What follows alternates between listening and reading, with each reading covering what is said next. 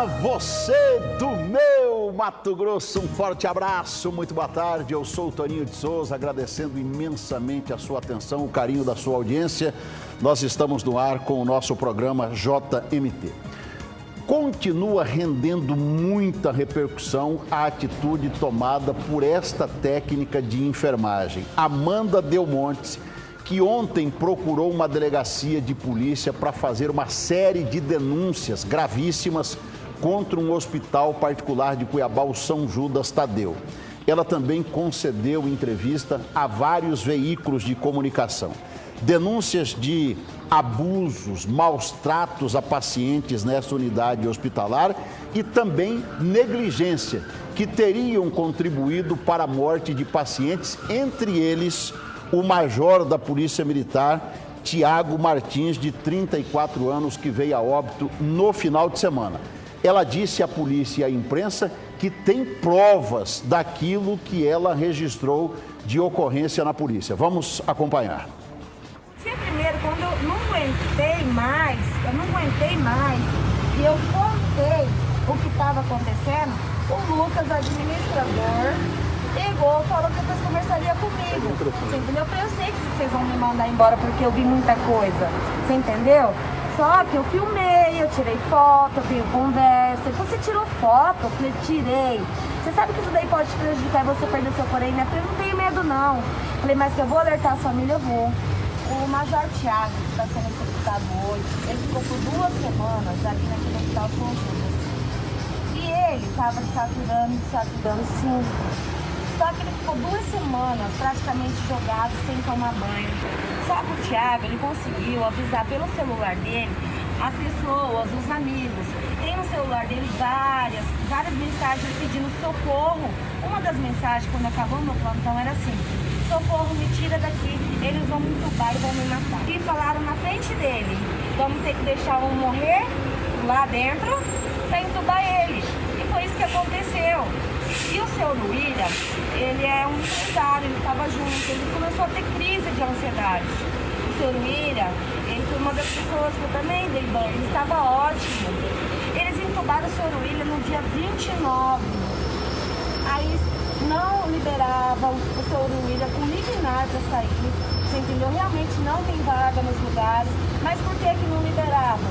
Porque eles tinham jogado, erraram na hora de entubar, e a ventilação, que é para ajudar o paciente a respirar, foi todo pro pulmão. É triste, gente. As pessoas que são entubadas, voltam? Não, morre. Morre tudo. Não sabem entubar ali. Eu tenho conversa aqui de pessoas falando que eles não sabem entubar ali. Eles estouram aqui, ó, não sei o que acontece, sai sangue pelo olho, pelo nariz, eles colocam um tampão assim, ó, não volta. Quando saiu o óbito dele, porque ele foi transferido, tipo, essa monta não vai estourar aqui, ele foi transferido para São Benedito, mas o Thiago não estava mais vivo. Através dessa reportagem, eu espero que muitas outras pessoas denunciem, gente. Denunciem quem já ficou lá, você entendeu? Denuncie, por favor. Ali, naquela CNUTI que eles fizeram, é irregular, não tem noradrenalina, não tem dormonídeo, não tem sedação nenhuma. Eles estão colocando morfina, estão amarrando os pacientes, entendeu? Está amarrando os pacientes. Eu falei assim, antes de eu falar, eu preciso ter prova, então eu tirei prova. Lógico que eu tirei prova, lógico que eu tirei foto. E eu fui ameaçada pelo Lucas que eu ia perder meu corém, eu não ligo não. Eu não ligo. A direção do Hospital São Judas Tadeu nega essas acusações feitas pela técnica de enfermagem Amanda, diz que são retaliações porque ela foi demitida e que vai acioná-la judicialmente na esfera civil e criminal. Mas são denúncias gravíssimas que precisam ser apuradas até para o esclarecimento. Se ela tem razão, é um horror que estaria acontecendo no interior de uma unidade hospitalar.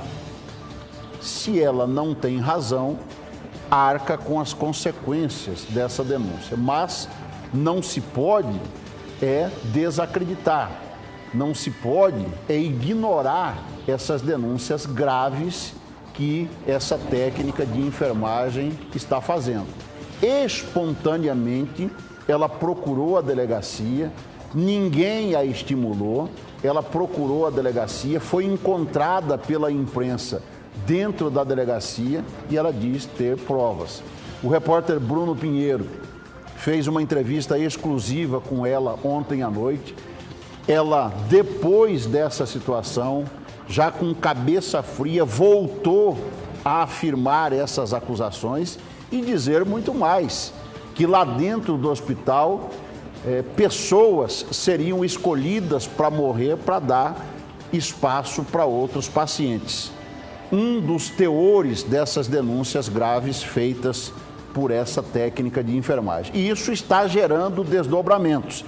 Eu tenho aqui em mãos uma nota da Polícia Militar, onde o comando da PM informa que está oficiando o Conselho Regional de Medicina, o CRM, e também o Ministério Público Estadual, solicitando apuração na esfera administrativa e criminal, respectivamente, dessa denúncia de negligência sofrida pelo Major Tiago Martins de Souza durante a internação no Hospital São Judas Tadeu.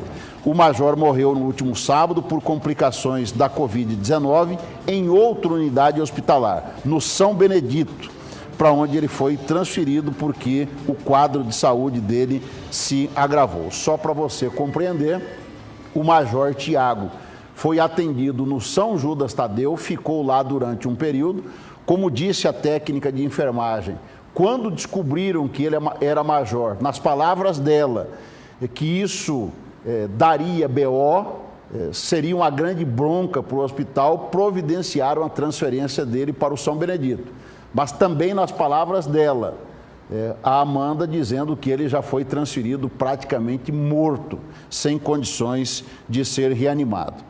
O Conselho Regional de Medicina, CRM, também informa aqui por nota que a denunciante até o momento não registrou denúncia no CRM, mas que mesmo assim a Corregedoria do CRM-MT já foi acionada e vai buscar a verdade dos fatos e oportunizar a ampla defesa e o direito do contraditório ao hospital. A referida sindicância vai tramitar em sigilo que é exigido por lei. Ou seja, o CRM vai investigar essa denúncia e investigar o Hospital São Judas Tadeu. Nós estamos ao vivo aqui com o Antônio César Ribeiro, que é o presidente do COREM. O COREM é o Conselho Regional de Enfermagem, a quem enfermeiros e técnicos de enfermagem estão ligados. Primeiro, Antônio, eu quero agradecer a sua atenção de atender a nossa equipe de reportagem. Eu quero perguntar ao senhor o seguinte: ela procurou espontaneamente a delegacia de polícia ontem. De forma oficial, o COREM também foi informado dessa situação? Boa tarde. Boa tarde, Toninho. Boa tarde a todos. Nós tivemos notícia de que na quinta-feira, no final da tarde, por volta das 17h40, ela deu entrada com uma reclamação no nosso canal de ouvidoria. Como sexta-feira foi feriado, a gente tomou as providências já na segunda. E tivemos notícia pelos sites, né, pela imprensa, das denúncias e o conteúdo delas por essa profissional. De imediato já encaminhamos a comissão de fiscais para o hospital para levantar os fatos, o que a gente chama de verificação prévia. E estamos terminando agora o relatório, mas já aponta para algumas questões que coloca certa dúvida, né, na fala da profissional. É claro, como o Toninho mencionou ainda há pouco, é uma denúncia gravíssima e eu queria deixar claro que não há denúncia contra profissionais de enfermagem, então isso limita um pouco a ação do Conselho. E no nosso Código de Ética existe a prerrogativa de que quando um profissional de enfermagem vê o seu direito do bom exercício profissional sendo limitado ou sendo impedido pela organização onde ele trabalha, ele tem o direito de entrar com uma reclamação junto ao COREM e o COREM vai investigar no sentido de proteger as condições de trabalho e proteger também as boas práticas de enfermagem. Nós estamos aguardando então a finalização desse relatório e vamos ver o que apresenta, né, de fato concreto. Estando concreto como a nossa ação não se estende às organizações, aos hospitais, o que resta ao Conselho seria uma ação civil pública junto ao Ministério Público Federal, oferecendo a denúncia das condições alegadas pela profissional. Mas também a gente não pode deixar de mencionar que essa profissional tem um histórico, né, de problemas no exercício da profissão que é muito recente. Desde a sua formação, inclusive ela já esteve empregada na Santa Casa, tem processos éticos contra ela com comportamentos absolutamente fora de qualquer padrão aceitável. Então a gente olha para isso com muita reticência e é um momento de muita responsabilidade dos conselhos de classe, inclusive dos órgãos oficiais, frente a uma denúncia dessa natureza e dessa magnitude, dada a gravidade dela. Eu queria só explicar bem aos nossos telespectadores. Tem a denúncia do Conselho Regional de Medicina, que está aberto e vai apurar o procedimento do hospital e da equipe médica. O Ministério Público, no suposto cometimento de um crime contra a vida, e o Antônio está explicando o seguinte: o Corém só estaria investigando se houvesse uma denúncia contra um profissional ligado a ele, que seria ou uma técnica de enfermagem ou uma enfermeira. Nesse caso aqui, ao contrário. É uma técnica de enfermagem que está fazendo uma denúncia. Portanto, não cabe o Corém fazer uma investigação porque não existe uma profissional ligada ao Conselho que está sendo denunciada. Mas eu quero aprofundar nisso que o senhor colocou em relação à conduta dessa profissional, a Amanda, que eu gostaria que a produção colocasse novamente a imagem dela aí. Para a gente compreender que tipo de histórico ela tem, que tipo de comportamento ela tem, que colocaria em xeque essas denúncias que ela fez no dia de ontem, presidente? Tá, antes disso, eu só queria fazer uma pequena correção. O Corém atuaria na circunstância em que um profissional denuncia a unidade por não permiti-lo o bom exercício profissional. Aí a gente investiga, inclusive, o hospital no sentido de proteger o trabalhador de enfermagem, que é o caso da denúncia da profissional. Já o histórico dela, ela tem uma história de ter trabalhado na Santa Casa e temos lá um processo movido pela coordenação de enfermagem daquele hospital, em que está ainda em tramitação, está na fase de instrução, em que demonstra um comportamento inadequado e que levem a questão da dúvida até da sanidade dessa profissional. Mas como é o processo que ainda está em andamento, não corre em segredo, portanto eu estou aqui declarando isso em público, a gente está apurando os fatos e ainda não tem julgamento com uma decisão final acerca da conduta que ela tenha tomado aí no Hospital Santa Casa no ano passado. Pois é, eu ouvi até uma entrevista da representante, agora há pouco no Olho Vivo da Cidade, a representante do Hospital São Judas Tadeu, uma advogada. E ela dizendo que sabia, já tinha uma prévia desse comportamento da enfermeira. E aí ela foi questionada pelo repórter Bruno Pinheiro e falou: olha, mas se vocês sabiam, por que vocês contrataram? Ela não soube explicar, disse: olha, a gente vai explicar isso nos autos. Então, mesmo sabendo da conduta, ela foi contratada e colocada para dentro do Hospital São Judas Tadeu. O senhor a conhece pessoalmente, não? Não, eu não a conheço, ela é uma profissional técnica de enfermagem inscrita, então eu não conheço-a pessoalmente. Agora, presidente, deixa eu mudar de assunto aqui. Nós tivemos um incidente na semana passada, exatamente na quinta-feira. Abre a imagem para mim, produção, por gentileza. No centro de eventos do Pantanal, aconteceu essa cena que nós estamos vendo aí. Uma profissional da enfermagem que foi fazer a aplicação da vacina contra o coronavírus. E aí ela está sendo acusada de imperícia, não rosqueou, esta é a acusação, corretamente a agulha. Veja ali, ó, ela tira a seringa, a agulha fica no braço da paciente, depois ela mostra, ela rosqueia com a agulha no braço da paciente, e aí fica a dúvida se a paciente recebeu realmente a vacina ou não.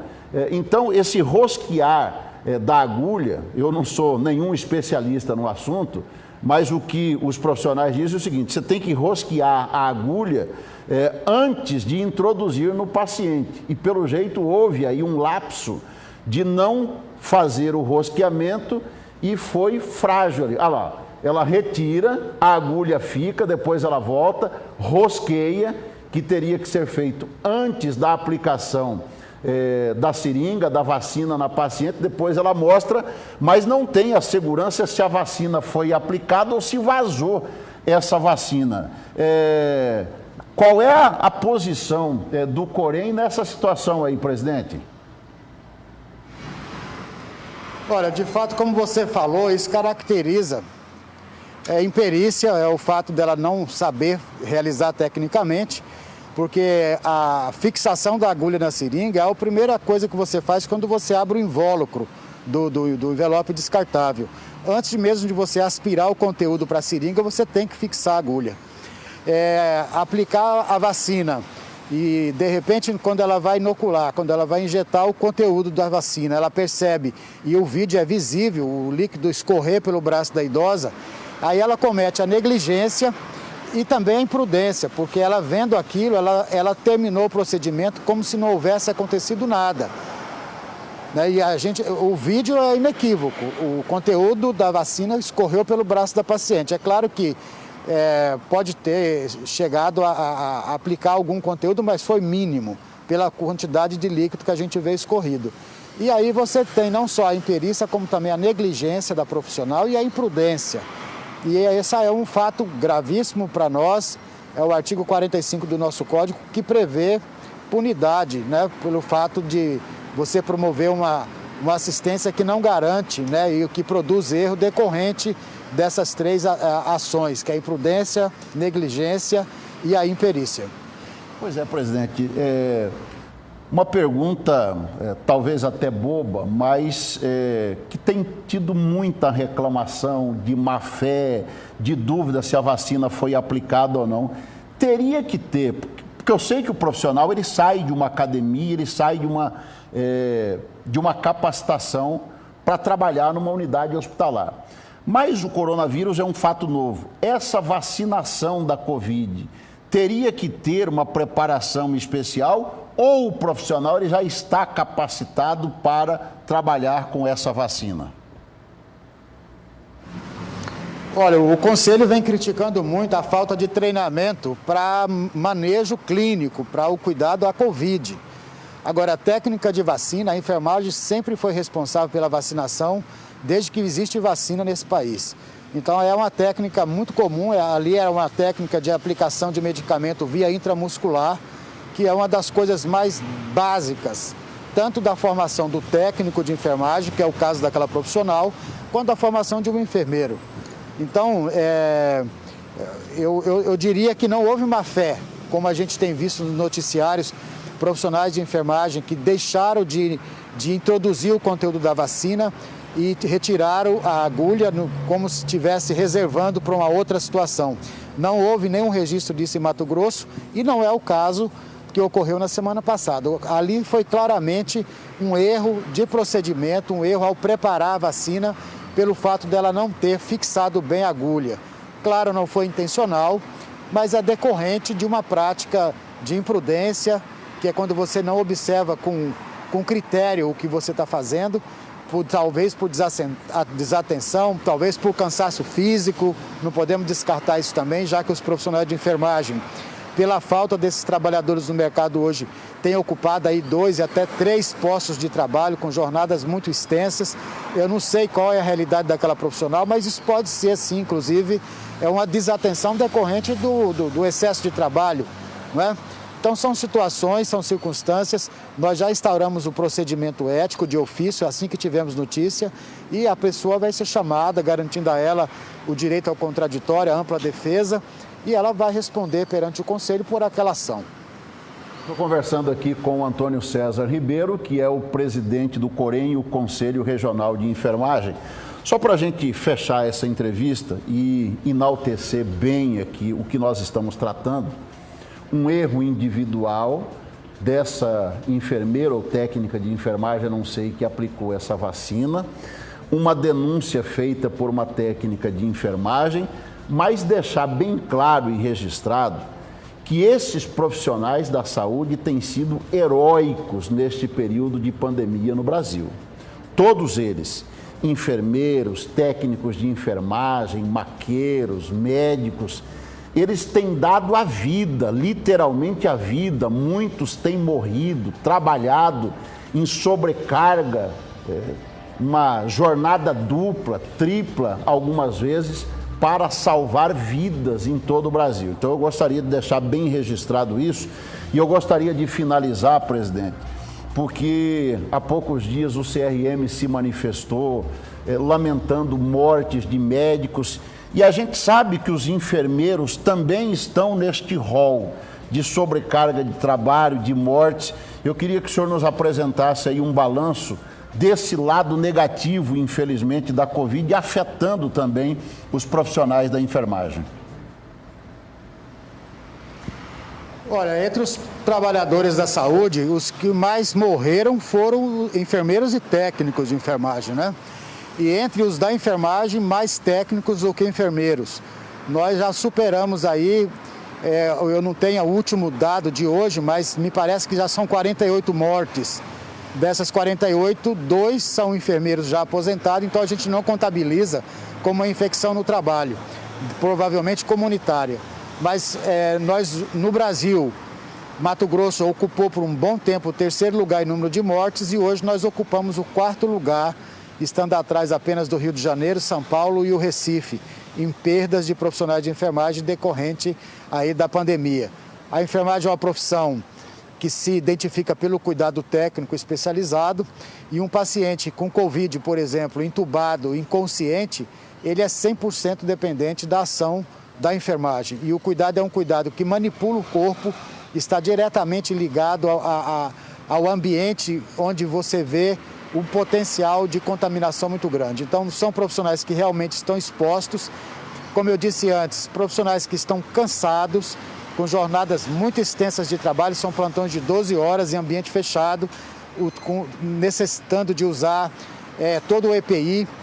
Nem sempre esses EPIs estão em quantidade suficiente, às vezes a qualidade também é questionada.